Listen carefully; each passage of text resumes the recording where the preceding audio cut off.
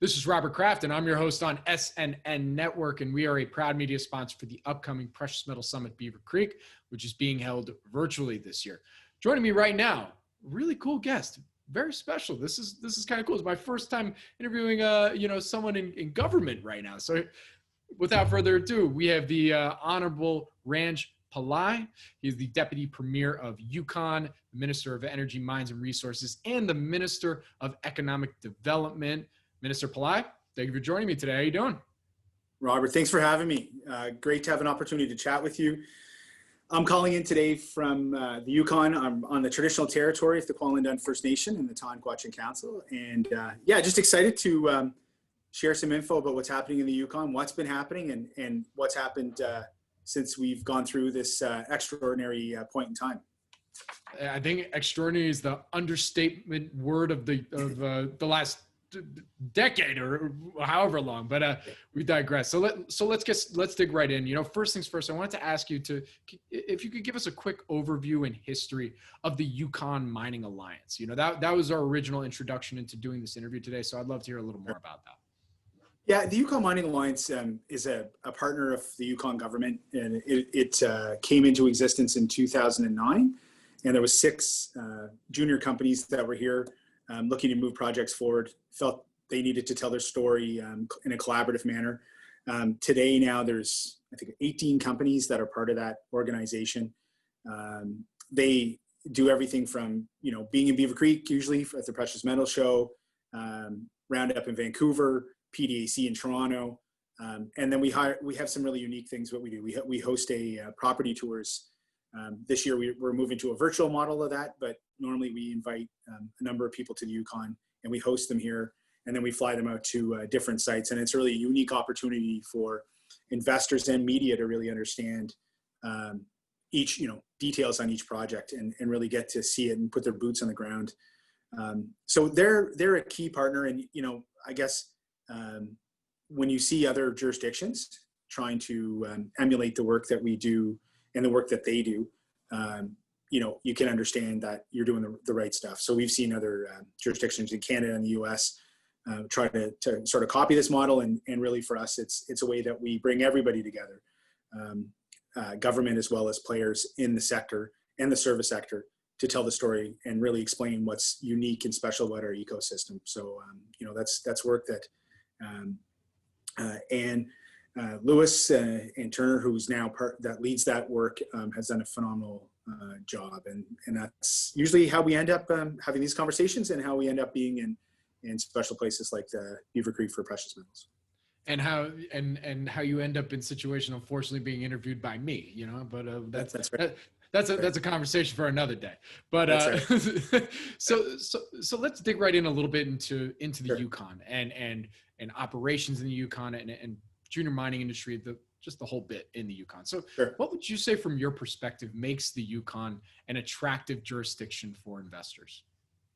Yeah, well, I think first, we go back to the gold rush, and we think about, as far back as 1896 and even before that, where there was a lot of placer mining and exploration, and of course the famous gold rush. And really, I think what that has done is it's educated, our population about mining, and people have they're quite used to these activities happening. And so because of that, it lays a really good foundation for just a public awareness, and in many cases, what many people would call probably social license.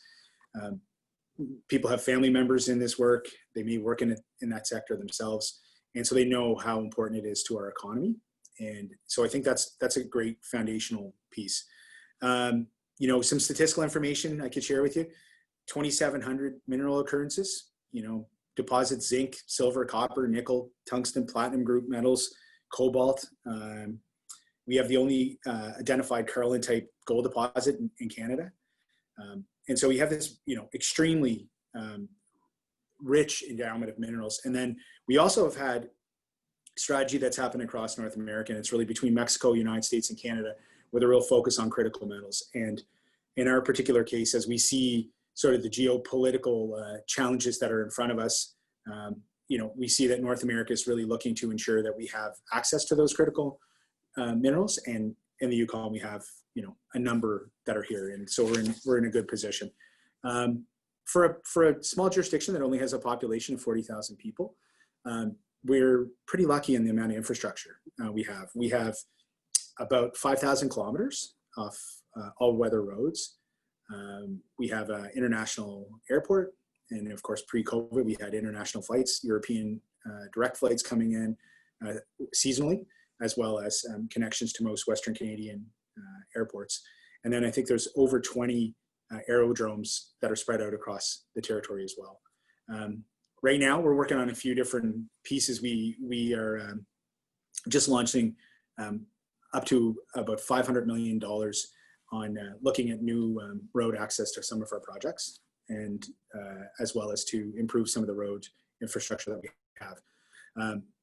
We also are building about a $90 million fiber line, which is going to go through really the heart of the Yukon, and it's going to give even more connectivity. So when you see modern miners right now, it's just such an important piece to how they look at their operations. And we also just announced that we're working with a telecom called Northwest Tel, and we're actually looking at over 36 months deploying fiber to about 92-93% of all residential and commercial customers, which inevitably, even though we're in this remote place in North America, we will be the most connected jurisdiction in Canada of all provinces and territories. So, those are just some of the things that we think, to start, I guess, that really make this a special jurisdiction.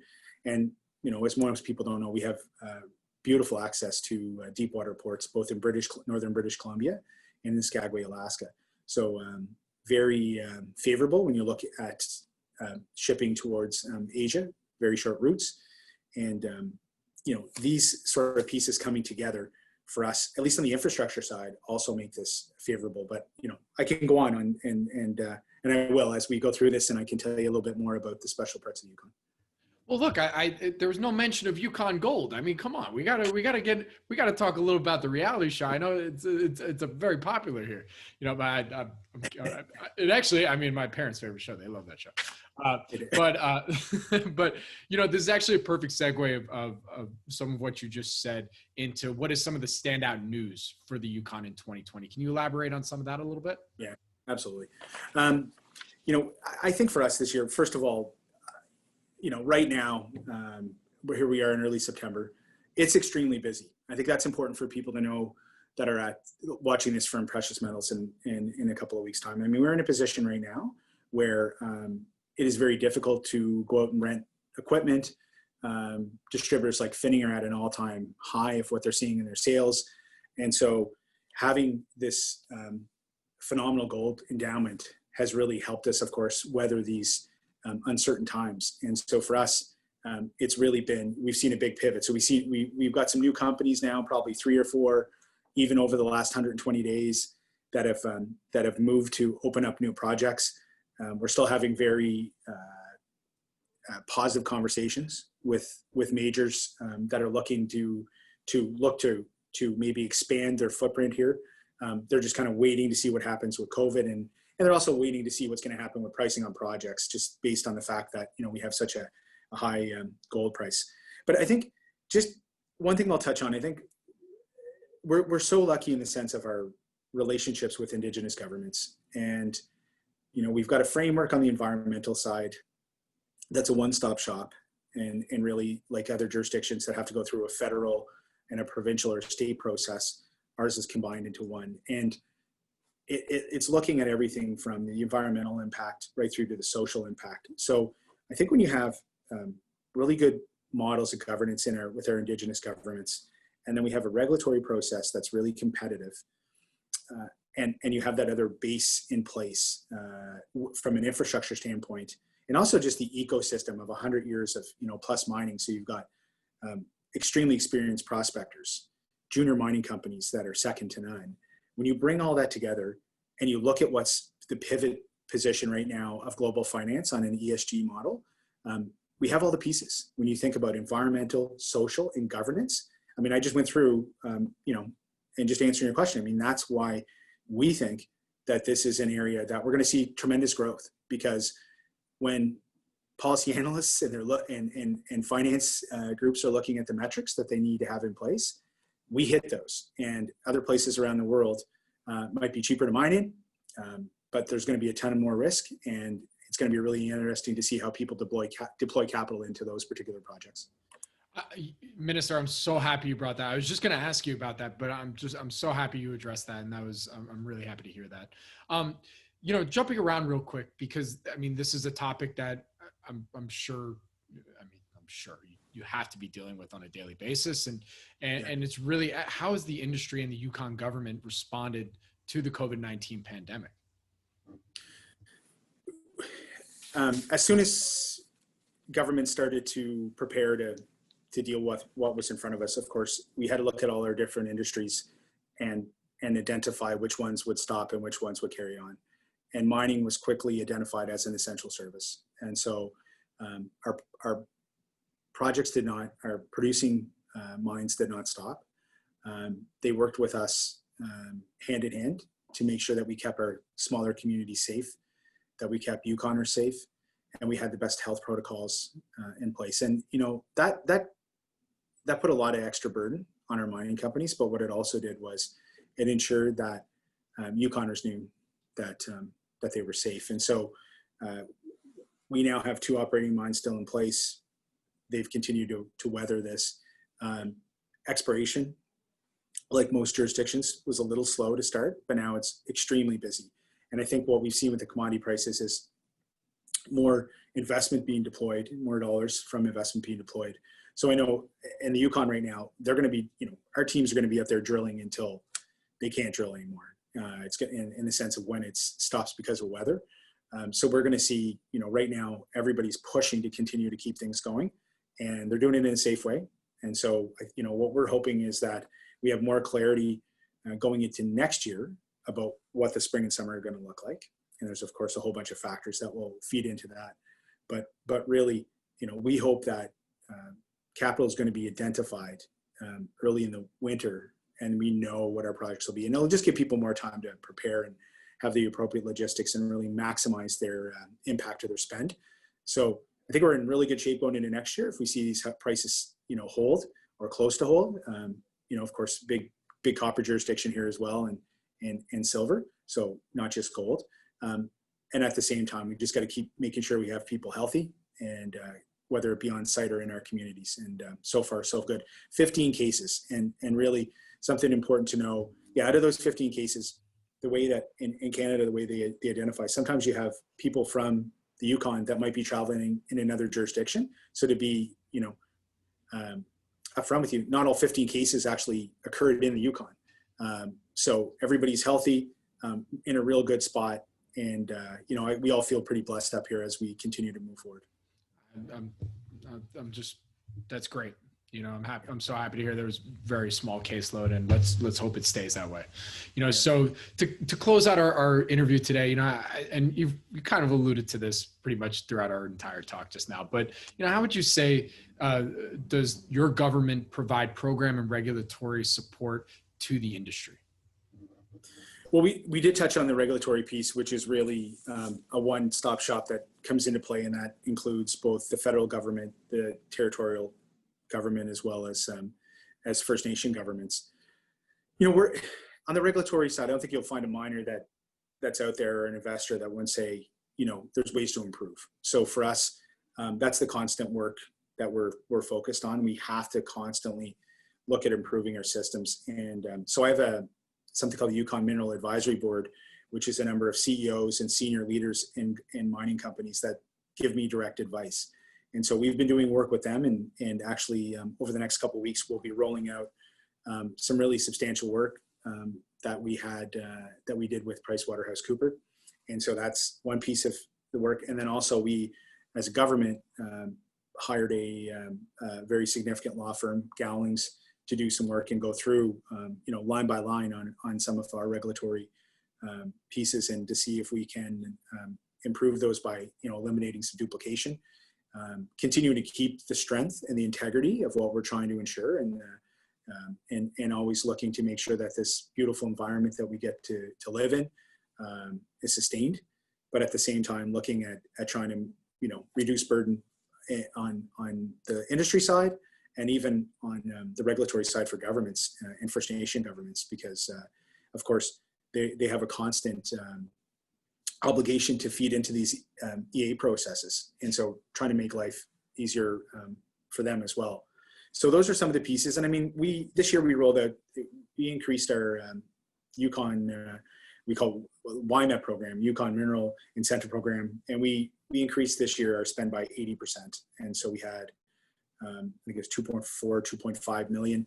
And so that goes into grassroots projects. And so we rolled that out in the spring, understanding that we really needed to have different types of catalysts to continue to deal with the restrictions in our economy. That ends up leveraging up to $10 million in grassroots spending. And so, those early investments end up, in many cases, becoming mines. And so we're going to continue to do that work. We continue to work with the Yukon Mining Alliance to tell our story. And again, it's something we take very seriously, whether it's our Department of Economic Development, Energy, Mines and Resources here as a regulator, and also, and my responsibility is the Yukon Energy Corporation. So we look at all of these things as different pieces of the puzzle, and always having a focus on making sure that we have an industry here that's hopefully second to none.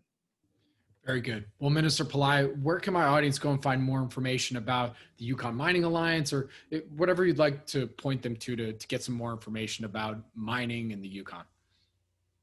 Yeah, I think, we touched on it. Yukon Mining Alliance normally would be doing our site tours. There is some things that this year I know that'll be key, that are a little bit different. So asking people please to join us on Wednesday, September 16th at the Precious Metals Summit.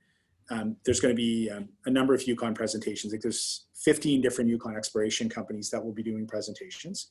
And also, as I touched on, we normally bring people up. And this year, what we've done is going into a virtual tour of all of our sites. And I think we have 12 Yukon projects and mines that will be identified there.